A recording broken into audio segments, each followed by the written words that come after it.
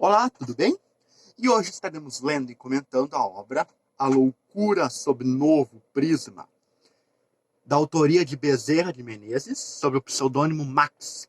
Uma obra que foi escrita quando Bezerra de Menezes ainda estava encarnado, embora a publicação desse livro seja póstuma. Alguns pesquisadores e biógrafos da vida de Bezerra de Menezes colocam que esse livro saiu por volta de 1921, mas tem-se dúvidas aí com relação realmente à primeira edição, que teria surgido ali pela FESP e depois é que foi realmente editado pela FEB. Bom, o título já é bastante sugestivo. Aqui Bezerra de Menezes vai tratar do assunto da loucura através de um novo prisma, que vai ser o da doutrina espírita.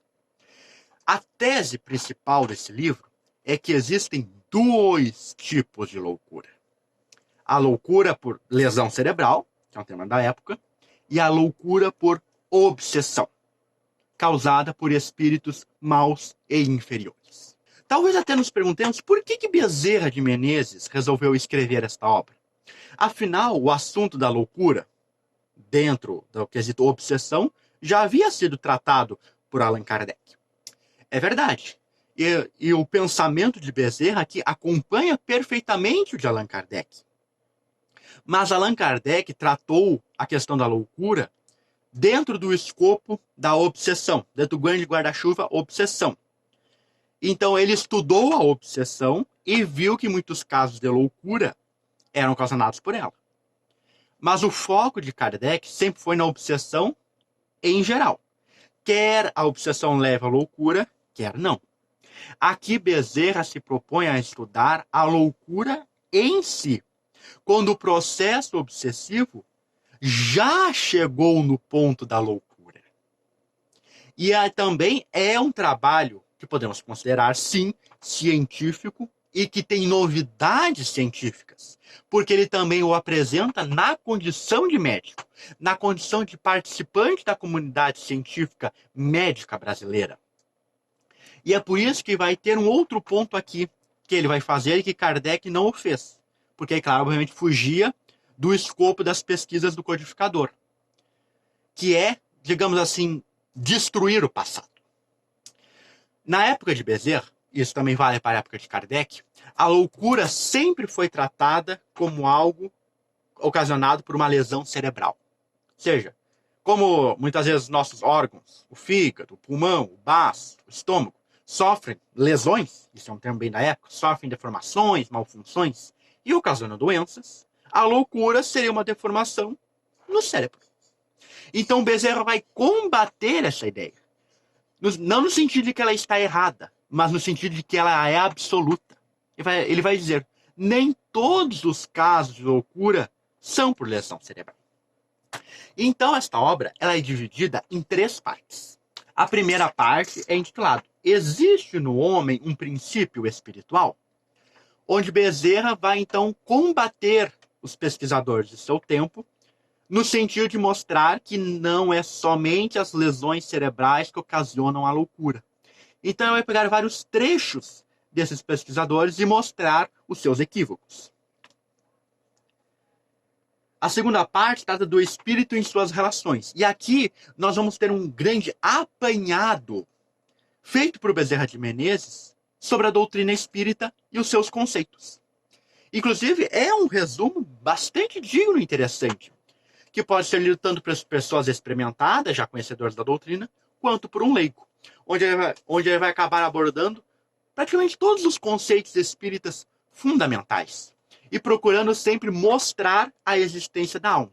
E para isso vai, claro, não pode ser diferente, citar o trabalho feito por William Crookes com a médium Florence Cook, que são as materializações do espírito Kate King. E finalmente, na terceira parte, ele vai tratar da obsessão. Então, após mostrar que a loucura não é apenas uma lesão cerebral, mostrar os postulados espíritas, ele então vai adentrar nesse novo tipo de loucura, a loucura por obsessão, estudando as suas causas, os meios de diagnóstico e o seu tratamento. Para resumirmos como Bezerra de Menezes contrapõe os pesquisadores da sua época, vamos citar um exemplo que está contido na página 43 dessa nossa edição, e onde é possível ver aquilo que pode ser conhecido, e aí teremos que nos aprofundar para explicar mais, como obstáculo animista e substancialista, que são obstáculos, são dificuldades ao estabelecimento do conhecimento científico, e que ocorre com os próprios cientistas. Vejamos então como os pesquisadores da época pensavam, diz Bezerra. Eles se manifestam francamente materialistas, como prova a seguinte passagem do mestre, no prefácio de Leblé sobre o materialismo. O físico reconhece que a matéria pesa. O psicologista que a substância nervosa pensa, sem que nenhum nem outro tenha a pretensão de explicar por que uma pesa e a outra pensa. Aí volta a Bezerra. Afirmar que o psicologista reconhece que a substância nervosa pensa não é destruir a recomendação de Littré acima transcrita? Entretanto, esta afirmação é do próprio Littré. E que prova lhe deram os psicologistas de que a substância nervosa pensa? Ninguém jamais o conseguiu provar, principalmente um positivista, cuja senha é afastar toda a imaginação na explicação das coisas. E, pois, Littré renegou seu programa e seu método, aceitando a tese materialista na fé dos padrinhos. É assim, desta forma, que ele vai combater. Porque essas questões de dizer que o fluido nervoso pensava, que o fluido nervoso fazia aquilo lá, e tem vários absurdos que para a época até eram considerados ciências, embora era um forte espírito pré-científico, que Bezerra vai combater dizendo não, isso não vale. O fluido nervoso não pensa. O fluido nervoso não pode agir por si mesmo, ele não pode sair de dentro do corpo e fazer outras coisas por aí. Não conseguindo fazer isso, a causa da loucura, quando é constatado que não há lesão cerebral, só pode ser outra. E ele vai recomendar, inclusive, um novo diagnóstico para a loucura cerebral. A evocação do espírito através de um sonâmbulo. Ou seja, que aquele que é considerado louco se manifeste através de um sonâmbulo ou através de um médium, e a partir disso se constate. Por quê? Se aquele que é considerado louco consegue se manifestar através de um médium de sonâmbulo e revelar a sua inteligência, é que o problema está no corpo. Ele não manifesta a sua inteligência, ele não age normalmente, porque ele tem um problema corporal. É o cérebro que não funciona, é algum hormônio, é alguma coisa que impede ele de manifestar a sua inteligência. Agora, se ao se manifestar por um sonâmbulo ou por um médium, e ele continuar revelando a sua perturbação, ou até se manifestar o espírito obsessor, aí fica patente que o problema não é corporal, mas espiritual. E um dos pontos em que Bezerra mais vai insistir nesta obra é a existência da alma. Para isso, ele vai se valer da tradição popular, dos escritos antigos e das próprias experiências em que ele teve, se apoiando em pesquisadores sérios que estudaram e comprovaram a existência da alma após a morte do corpo físico. E é nesse sentido, então, que ele vai acabar citando o trabalho de William Crookes, que com certeza nós já ouvimos falar, nós precisamos de Peirce já há algum tempo, que é aquele pesquisador inglês que descobriu o talho, que era físico, era químico, morava na Inglaterra, e que foi convidado pela sociedade da época a estudar os fenômenos espíritas para destruí-los, para mostrar que era mentira. E ao estudar por vários anos, utilizando a médium, a senhorita Florence Cook, e que se materializava o espírito Kate King, ele constatou a autenticidade dos fenômenos. Chegando, inclusive, a dizer, uma frase que ficou muito famosa, mas que eu não tenho a citação literal, mas é mais ou menos nesse sentido. Eu não digo que acredito, eu digo que é um fato. Eu digo que realmente é verdade os fenômenos que acontecem. E depois, então, de fazer essa demonstração, de trabalhar com cuidado, mostrando que não existe a loucura somente por lesão cerebral, há outros tipos de loucura, e mostrando os princípios espíritas da sobrevivência da alma, dos inimigos do passado, da reencarnação, ele vai adentrar, então, na terceira parte, para tratar da obsessão. E aí ele vai fazer uma coisa muito interessante. Ele vai dividir a obsessão em duas etapas. A primeira é o desfalecimento e a segunda é o arrastamento. O que significam essas duas etapas? Ele mesmo, num texto bastante elucidativo, vai nos explicar. ele vai querer se referir àqueles que acabam cedendo a sugestões de pensamentos infelizes. Vai dizer assim, ó. Dá-se, então, um desses descalabros morais, que tantas vezes nos compungem e escandalizam. Dever-se um homem sempre respeitável, por seu caráter, de ser a maior baixeza. Estudai esses desastres e reconhecereis que são sempre devidos a um desfalecimento seguido de um arrastamento. O homem bom, que caiu, tinha nos seios da alma uma paixão que o subjugava, mas que, um dia, por circunstância imprevista, ergueu-se energicamente e fez esquecer o dever. Despertado, quando o mal já estava feito, em vez de vomitar o veneno, procurou encobrir a falta, e o germe da perdição fecundou-se em seu seio. Eis o desfalecimento. Com ele abriu a porta aos maus espíritos que o provocam a saciar aquela paixão, já uma vez superior à sua vontade. E um pouco por já ter a alma desvirginada, e, ainda, pela influência do inimigo senhor da praça, ei-lo impelido pelo plano inclinado. Começa tremendo, como quem foi surpreendido. Vai-se paulatinamente acostumando à falta, para a qual descobre escusas, e acaba desprezando o que sempre teve por sagrado, e abraçando como sagrado o que sempre teve por desprezível.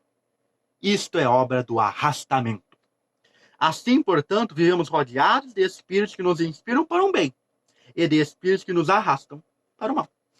É muito interessante essa divisão proposta por Dr. Bezerra de Menezes, porque coloca como a causa principal da loucura por obsessão não necessariamente os espíritos obsessores, mas a existência de uma paixão que subjuga.